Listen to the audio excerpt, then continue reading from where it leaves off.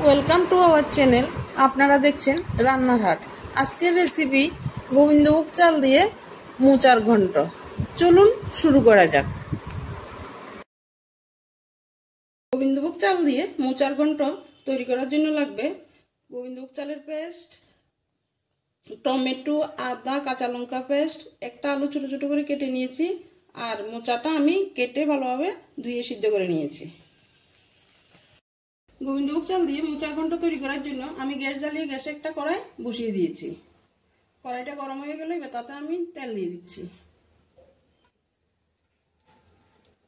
হয়ে গেল তাতে আমি একটা শুকনো লঙ্কা দিয়ে দিচ্ছি ফোড়নে, দারচিনি, এলাচ, লবঙ্গ দিয়ে দিচ্ছি, তেজপাতা দিয়ে দিচ্ছি।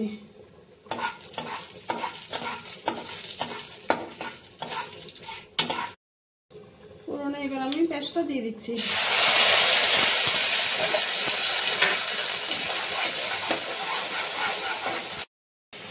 এবার তাতে আমি দিয়ে দিচ্ছি হলুদ গুঁড়ো,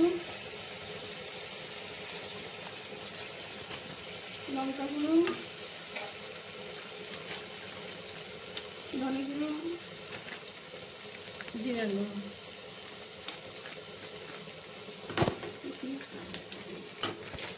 কষানো হয়ে গেলে এবার তাতে আমি ভেজে রাখা আলুগুলো দিয়ে দিচ্ছি। ভেজে রাখা মোচাটা এবার আমি দিয়ে দিচ্ছি।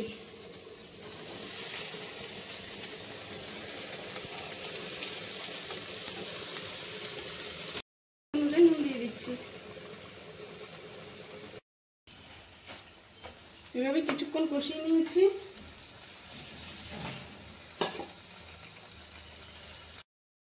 এবার গোবিন্দভোগ চালের পেস্টটা দিয়ে দেব।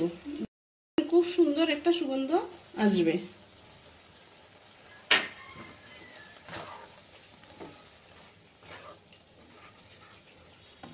এভাবে কিছুক্ষণ নাড়াচাড়া করে তাতে জল দিয়ে দেব। কিছুক্ষণ পর জল দিয়ে দিচ্ছি।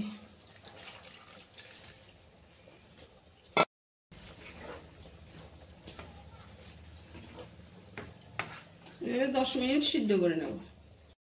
10 মিনিটের জন্য আমি একটা ঢাকা দিয়ে দিচ্ছি। সুন্দর গোবিন্দভোগ চাল দিয়ে মোচার ঘন্টটা তৈরি হয়ে গেল। এবার তাতে আমি গরম মশলা গুঁড়ো দিয়ে দিচ্ছি।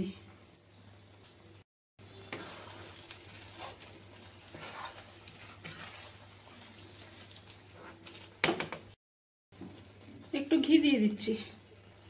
মোচার ঘন্টটা নামিয়ে নেব। এই অবস্থাতেই নামিয়ে নেবেন, না হলে গোবিন্দভোগ চাল দেওয়ার জন্য আর যদি শুকান তাহলে ওটা শক্ত হয়ে যাবে। একটা পাত্রে ঢেলে নিচ্ছি। এইভাবে একবার গোবিন্দভোগ চাল দিয়ে মোচার ঘন্ট বানিয়ে দেখবেন নিরামিষ দিনে। রুটি বা ভাত দুইটার সাথে খেতে খুবই ভালো লাগবে।